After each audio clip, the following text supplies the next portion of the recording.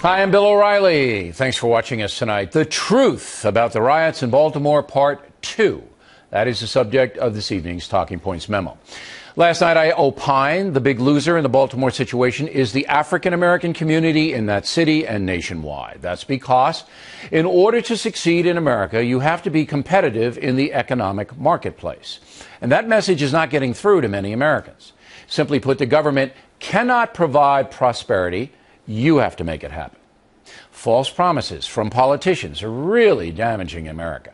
In Baltimore, the economic situation is dire, and the crime problem in the African-American precincts is a scandal. But most black citizens are honest, hardworking people. They're just looking for opportunity. But the rioting has now diminished that opportunity big time. For example, Baltimore is a major convention city, 29 meetings set for this year alone. An estimated $138 million to Baltimore in convention business. Now, conventions are starting to cancel. The Baltimore Orioles, another big revenue driver for the city. Today, the Orioles played a game in front of 0 spectators, nobody allowed in the park. So all the vendors, many of them young people, lose a payday. And they'll lose 3 more paydays over the weekend as the Orioles were supposed to play Tampa in Baltimore, but are now moving the games to Florida. I could give you scores, pardon the pun, of other examples. It is a fact that irresponsible criminals in Baltimore have once again hurt good folks, this time on a mass level. The city will take years to recover. That means more poverty, more law-breaking, more deprivation. And that means more confrontations with the police. Look, inner city policing is perhaps the most difficult job in the country, no matter what color the cops are. That being said, there's no excuse for brutality, and any kind of police violence, unless in self-defense, has to be adjudicated. It's quite clear many African Americans believe they are not treated fairly in the criminal justice system. So, our elected officials must deal with that on a factual basis. They must right wrongs. But in Baltimore, the elected officials are primarily black, as is the leadership of the police department. So the race card is very hard to play there. Nevertheless, we hear some really dumb things from politicians. Here's one of them. I made a comment on yesterday out of frustration and anger when I called our children thugs. They're not thugs. They're just misdirected. And we need to direct them on a different path by creating opportunities for them because they see hopelessness. With all due respect, the government cannot create opportunities for young people who are uneducated, disrespectful, and unmotivated. It's impossible. Personal behavior dictates success or failure. And no phony promise from a politician is going to change that. So let's stop making all of these false promises and excuses, like this one. No, of course, it's not the right word to call our children thugs. These are children who have been set aside, marginalized, who have not been engaged by us. No, we don't have to call them thugs. But how does that justify what they did? I mean, that's a sense of right from wrong. They know it's wrong to steal and burn down a CVS and an old person's home. I mean, come on. Come on. So calling them thugs, just call them just call them.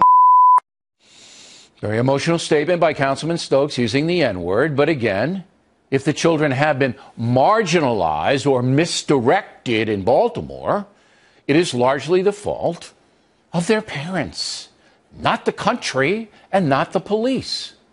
Again, the city of Baltimore has been run by black politicians and the Democratic Party for decades. So who exactly is marginalizing the children, forcing them to commit violent crimes in the streets? Who? And that's the memo. Now for the top story tonight, reaction joining us from Baltimore, Clarence Mitchell, radio talk show host on WBAL, and Reverend Jamal Bryant, who gave the eulogy for Freddie Gray on Monday, which started all of the problems in Baltimore. Now, Reverend, we're going to begin with you. I want to be fair. I want to be fair. Yes, please. Okay? I want to be fair. So I want to walk through it with you. Mr. Gray should never have died the way he died. You agree with that, correct? I agree he shouldn't have died at all. Okay. We don't know why his spine was so severely damaged after, 3-4 weeks now? We don't know. Is that correct? That is correct. Okay. And we should know, at least something preliminary. Mr. Gray was a drug-involved person. He was a user and a dealer on the streets. He had 20 arrests with 5 outstanding when he was taken into custody. Is that Mr. Gray's fault that he was a low-level criminal? Was it his fault, in your opinion? I'm not sure where was the responsibility of the 6 officers who arrested him. All right, so you don't want to answer that question, Reverend? That's fine. All right, you don't want to answer it? Yes, but it's a simple question. You don't like the answer. The answer is you're not answering. Was Mr. Gray responsible for his criminality? Was he responsible or not? I think the state of Maryland, the United States, and skewed thinking that you're offering out of a warped premise is part of the responsibility, because you're dealing with the economic disenfranchisement as if it began 72 hours ago. So you say, in your opinion, lack of opportunity for Mr. Gray led to him becoming a drug addict and a drug dealer. That's what you say. 64% of those who live in that zip code or on some area of public assistance with less than par educational status, no economic thriving. There's no opportunity for you to get out of that construct. Did you get out of it? And we tell people to lift yourself up. You yourself got out of it. I wasn't raised in that zip code. Wait, Reverend. I'm appreciative. You yourself got out of it. You did it. And so did Mr. Mitchell. So don't tell me it can't be done. It can be done. Now, Mr. Mitchell, I have a dispatch here, all right? Anonymous. Hi, Bill. How are you? I'm fine. Anonymous source, okay? Anonymous source. It says the mayor told the cops not to confront the looters and the arsonists, to stand down. I don't know whether that's true or not. Do you put any credence in this report? The statement that the mayor made could have been taken out of context. If you listen to it, it sounds as if that's what she's saying. If, however, she was taken out of context as she says that she was, if you look at the actions of the police officers Saturday night at Camden Yards, the actions of the officers allowed young people to throw rocks, to throw bricks, to throw trash cans. So the actions were more important than what the mayor says she allowed to do. No, the police allowed them to basically riot in downtown Baltimore on Saturday. Okay, so you believe that the mayor told the police to stand aside, let the hooligans go in and do what they did. Now, I don't know. Again, I want to make sure that I don't know if it's true or not. Stop.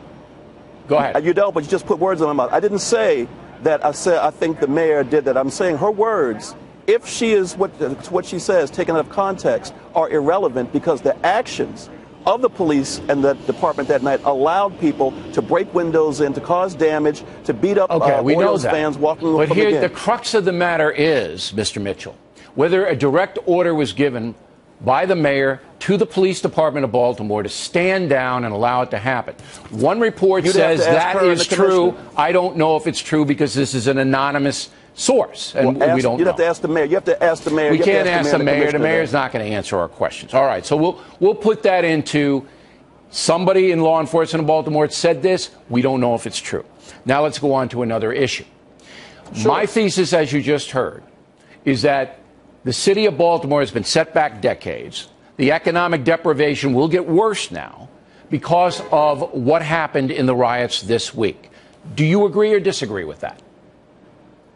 I can't agree or disagree because right now, Bill, it's important this message get out to your audience. We are living day to day right now, Bill. Right now, as I'm talking to you, police cars are whizzing up to a high school because of potential violence. What I'm saying to you is the future of economic, whatever happens in decades, is not on our front burner. Our front burner right now is, will we make it through tonight without more violence? But you asked me a question, how do we recover from this? What wasn't widely reported while I was on the air on my radio show yesterday is that over 2,000 volunteers came out of their homes yesterday to help clean up the mess that was created from the riots of Monday night. They know. People were in the streets en masse. What I'm saying to you is, you're asking me how does this play end out? I'm saying that there are more good people than bad. We'll see how this play ends out. Right now, though, Bill, this city needs to have a peaceful night without violence. And that's what as a former elected official, my concern is that.